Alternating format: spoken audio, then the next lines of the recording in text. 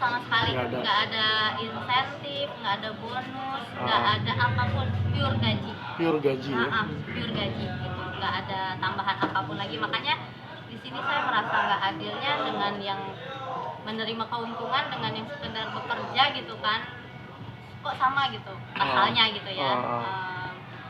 Ya merasa nggak adil aja, sedangkan di luar masih ada yang harusnya lebih berat gitu dibanding karyawan ini gitu. Tapi apa sih Mbak sendiri ada pandangan lain masa yang di luar yang mungkin yang belum terlihat, yang belum ketahuan gitu, kayak gimana sih terlibatannya? Ya terlibatnya dia menerima keuntungan juga ya, terus juga terlibat sejak udah lama lah, udah lama terlibatnya udah lama, mungkin ikut kali ya untuk produksi yang berapa ratus film itu mungkin ya gitu kan, karena kan lebih lama gitu, dan editor juga suami saya baru dan ada sebelumnya yang edit film-film lainnya gitu. Kenapa nggak dicari dan nggak diperiksa gitu, karena kan ya yang lebih awal kan yang lebih lama gitu ya. Kalau suami saya mungkin ya apesnya di suami saya kali ya gitu ya, baru beberapa bulan dan baru ngedit beberapa judul pun udah disangkanya terlibat 120 gitu. Sebenarnya sih enggak. Dan artinya berarti Mbak, suami Mbak hanya mengedit, bukan memperankan juga kan? Enggak, suami saya hanya mengedit dan tidak mengupload, juga tidak menyebarluaskan, juga enggak menyimpan BTS-nya juga enggak gitu kan, yang kan di luaran lagi ada ini ya BTS keluar gitu, itu enggak, suami saya langsung hapus gitu kan, harddisk juga di kantor. Dan perihal barang bukti itu PC kantor itu di rumah hanya 1 minggu, kurang lebih 1 minggu itu harddisknya ada di situ juga gitu kan, tapi sebelumnya itu PC dan harddisk itu ada di kantor gitu.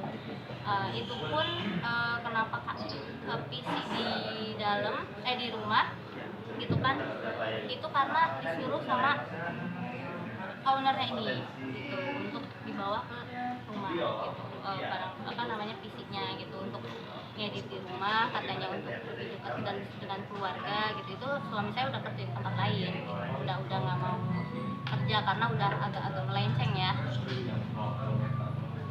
Tadi kan sempat Untuk keadilannya mungkin bisa Pak Hika yang jelasin gitu kan, perihal kan hukum kan ya gitu. Masih kurang tahu. Iya. Tadi sempat sebelum kesini sempat jenguk dulu ya, Iya, suami. Gimana kondisinya dan ada pesan obrolan apa sih?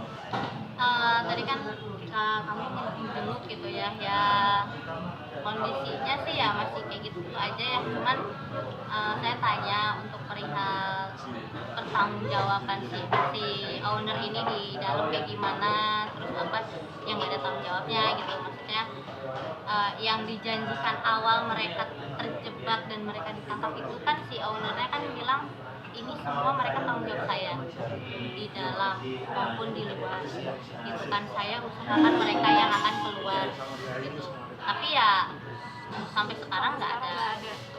Dan untuk gaji yang 3 bulan lalu aja kita harus berantem dulu ya, gitu, minta haknya apanya gitu kan, minta hak gaji suami kita aja itu susahnya minta ampun gitu, jadi buat pembayaran gaji aja kurang beres gitu.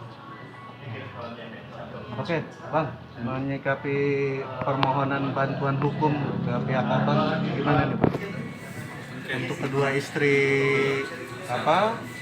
kru salah satu PH yang memproduksi film dewasa. Baik, terima kasih teman-teman. Saya kebetulan perwakilan dari salah satu tim kuasa hukum, karena dalam kru yang menjadi tersangka di kasus ini terdiri dari beberapa kuasa hukum, termasuk di dalamnya ada Mbak Berbi Kumalasari. Harusnya beliau pada kesempatan ini juga ikut bersama kita, cuma ketinggalan pesawat di Bali. Nah, pertama yang mereka ingin sampaikan kepada kami supaya kegiatan ini dilaksanakan adalah mereka minta keadilan dari sisi sosial dan psikologis gitu. karena sekarang di media dan di pemberitaan seolah-olah suami-suami mereka ini adalah sebuah kelompok, adalah sebuah sindikat pembuat film porno gitu loh. Padahal kenyataannya mereka hanya diajak bergabung untuk sebuah PH yang di dalamnya tidak sama sekali membahas bakal ada produksi film dewasa atau film porno. Jadi di awal bergabung itu mereka memproduksi film-film yang sifatnya film umum yang bisa dan layak ditayangkan di YouTube dan layak ditayangkan di televisi atau di website tanpa melanggar hukum atau melanggar undang-undang. Tapi setelah mereka bergabung, berjalannya waktu, di pertengahan jalan itu mulai ada beberapa adegan, ada beberapa syuting yang makin kesini makin menunjukkan adegan-adegan vulgar. Nah, mereka sudah sempat mengingatkan kepada sutradara atau pemilik PH-nya, kok ini jadi begini, kok ini jadi vulgar begini gitu. Nah, atas dasar kurangnya pengetahuan mereka, ini dijelaskan oleh pemilik PH bahwa adegan seperti ini umum di TV-TV di atas jam 11 malam pun ini sering kok. Ini bukanlah sebuah adegan yang melanggar hukum dan undang-undang gitu loh. Nanti kalaupun ini bermasalah secara hukum, kita sudah ada legalnya dan kita sudah resmi kok gitu loh. Nah, atas dasar ketidaktahuan itulah mereka tetap berjalan dan bergabung di tim itu karena mungkin sepengetahuan mereka apa yang dimaksud dengan porno itu batasan-batasannya seperti apa mereka tidak paham dan mereka hanya bekerja sebagai orang yang digaji bulanan di situ. Nah, kenapa tadi mereka merasa tidak adil dan tidak fair? Karena mereka bekerja hanya dibayar gaji bulanan. Mereka hanya bekerja sebagai pekerja biasa. Sementara si pemilik PH atau si sutradara di situ merangkap, mereka menikmati penghasilan yang katanya kita dengar di media itu sangat besar, bahkan sampai 500 juta lebih gitu. Dimana keuntungan itu diperoleh dari website berbayar. Sementara ketika mereka bekerja, mereka nggak tahu sama sekali kali ini akan diupload di website berbayar. Mereka bahkan sampai sekarang nggak tahu sudah berapa member yang daftar, nggak tahu berapa pendaftaran per member. Artinya konteks bisnis dan penghasilan yang diperoleh dari keuntungan si pemilik PH, mereka sama sekali tidak menikmati. Tetapi sekarang mereka dihukum dengan posisi yang sama, dengan pasal yang sama, sementara penghasilan yang mereka peroleh berbeda dengan apa yang dinikmati oleh pemilik PH atau sutradara. Nah, tujuan mereka menyampaikan ini adalah pertama untuk supaya masyarakat bisa jeli melihat. Tolonglah mereka jangan dijudge karena kan tetangga, orang tua mereka juga ikut terhukum jadinya. Mereka ini sama sekali bukanlah sindikat. Jadi kan seolah-olah kalau kita lihat ada 5 tersangka yang sering kelihatan di televisi atau di media. Seolah-olah 5 tersangka ini adalah sebuah kelompok atau sindikat film porno gitu yang memproduksi film porno.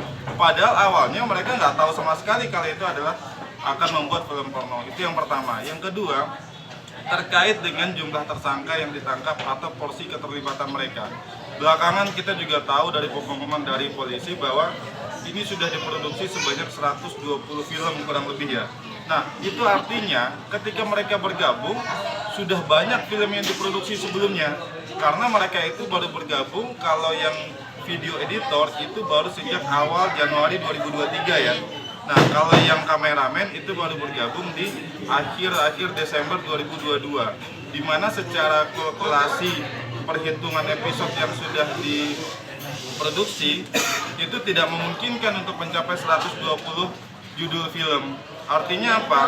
Pada barang bukti yang diperlihatkan oleh polisi bahwa di situ ada banyak judul film, artinya itu sudah ada kru-kru sebelumnya yang terlibat di situ.